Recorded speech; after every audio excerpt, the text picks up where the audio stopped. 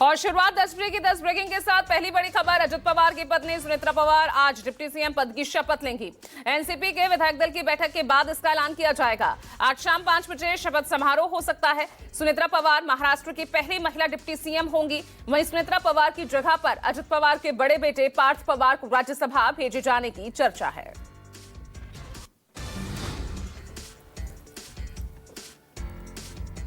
दूसरी बड़ी खबर, दिल्ली में आज भारत अरब विदेश मंत्रियों की दूसरी बैठक। अरब लीग के 22 सदस्य देशों के प्रतिनिधि इस बैठक में शामिल हो रहे हैं।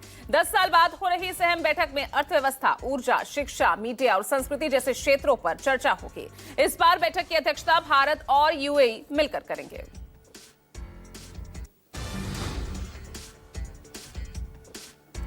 तीसरी ब्रेकिंग, पूर्व उपराष्ट्रपति हामिद अंसारी के बयान पर सियासी बवाल मच गया है। हामिद अंसारी ने कहा कि गजनी और लोदी हिंदुस्तानी लुटेरे थे, वो बाहर से नहीं आए थे, वो विदेशी नहीं थे। उनके इस बयानों पर अब सियासी घमासान तेज हो गया है। बीजेपी ने कहा कि हामिद अंसारी और कांग्रेस इकोसिस्टम उस गजनी की तारीफ कर रहा जिसने हमारे मंदिरों में लूटपाट की है।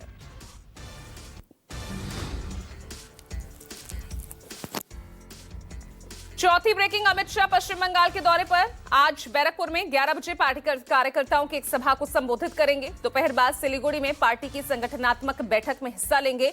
1 महीने में शाह का पश्चिम बंगाल का ये दूसरा दौरा है।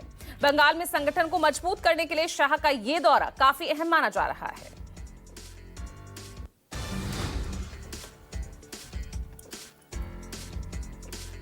पांचवी ब्रेकिंग, टीएमसी से निष्कासित विधायक हुमायूं कबीर आज बहरामपुर में एआईएमआईएम के साथ गठबंधन करेंगे। अल्पसंख्यक वोटों के लिहाज से ये गठबंधन काफी अहम माना जा रहा है। इस मौके पर हुमायूं कबीर शक्ति प्रदर्शन भी करेंगे। कल हुमायूं कबीर ने असदुद्दीन ओवैसी की पार्टी के साथ हाथ मिलाने का ऐलान किया था।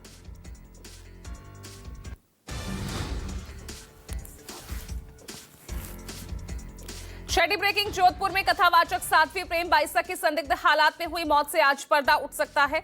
पोस्टमार्टम रिपोर्ट आने के बाद इससे पर्दा उठ जाएगा। बोरनाडा थाना पुलिस ने पोस्टमार्टम के बाद शव परिजनों को सौंप दिया। वहीं पुलिस ने संदेह के आधार पर साध्वी को इंजेक्शन लगाने वाले नर्सिंग कर्मचारी देवी सिंह को पूछताछ के लिए बुलाया है। उसे ये जानने की कोशिश की जा रही है कि इंजेक्शन किस दवा का था और किस स्थिति में लगाया गया, जिसके बाद साध्वी की तबीयत अचानक बिगड़ गई। जानकारी के मुताबिक साध्वी को हल्का बुखार था और उसके बाद इंजेक्शन लगते ही उनकी मौत हो गई थी।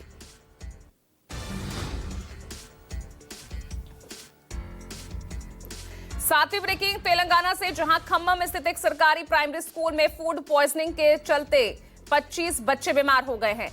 कोनीजुरेला मंडल के बोडिया थांडा इलाके के एक स्कूल की यह घटना। बच्चों को मिड डे मील का खाना खाने के थोड़ी ही देर बाद उल्टी, दस्त और पेट में तेज दर्द होने लगा, जिसके बाद गांव में हड़कंप मच गया। बच्चों के माता पिता और स्कूल स्टाफ ने बच्चों को आनन फानन में हॉस्पिटल पहुंचाया।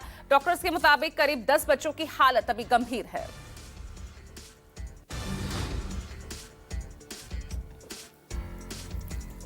आठवीं ब्रेकिंग, गाजियाबाद के खोड़ा में जहां डबल मर्डर से सनसनी फैल गई। एक ढाबे पर हुए विवाद में 2 युवकों की चाकू से गोदकर हत्या कर दी गई, जबकि एक अन्य युवक गंभीर रूप से घायल बताया जा रहा है। सूचना मिलते ही मौके पर पहुंची पुलिस ने आरोपियों की तलाश शुरू कर दी है। और यह घटना तब हुई जब एक ढाबे पर 2 पक्ष खाना खा रहे थे और उसी दौरान खाने में देरी और फिर पैसों को लेकर विवाद हुआ। दोनों ही पक्षों में शराब पी हुई थी और थोड़ी ही देर में विवाद इतना बढ़ गया कि यहां पर चाकूबाजी हो गई। संदिग्ध फिलहाल हिरासत में है। और 9वीं ब्रेकिंग, दिल्ली एनसीआर समेत पूरे उत्तर भारत में आज से 3 दिनों तक बारिश होने के आसार हैं। दिल्ली, नोएडा, गाजियाबाद समेत पूरे एनसीआर में बारिश होने का अनुमान है, जबकि पंजाब, हरियाणा, बिहार, उत्तर प्रदेश समेत पूरे उत्तर भारत में बरसात देखने को मिलेगी। हिमालय में पश्चिमी विक्षोभ की शक्ल में उठे नए बवंडर के कारण मौसम फिर से करवट लेने वाला है।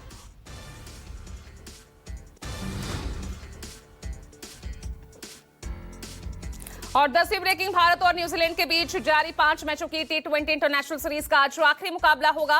ये मैच आज तिरुवनंतपुरम के ग्रीनफील्ड स्टेडियम में खेला जाएगा। दोनों ही टीम्स के लिए ये मैच महज औपचारिकता भर ही रह गया है, क्योंकि भारतीय टीम पहले से ही इस सीरीज को अपने नाम कर चुकी है।